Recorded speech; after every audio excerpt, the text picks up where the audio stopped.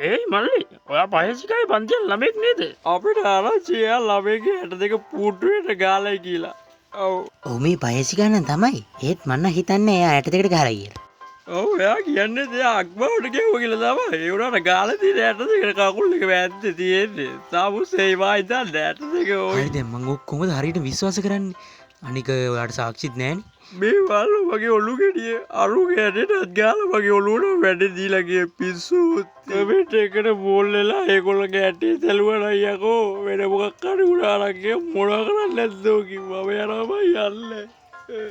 බලන්නකො ටීචර් මේවත් මාර උර චක්‍ර කෙහෙල්ල වරිනේ බෙල්ලේ දාගන්න. මං උඩ ගැහුවා තමයි මං හැබැයි උගේ 62කට ගැහුවේ නෑ. මං ගැහුවේ අක්මාවට. මූ මගෙන් ඇහුවා ඇවිල්ලා කෙලවල්ලු කනවද ඒක උනේ පාටියේදී. හරිද?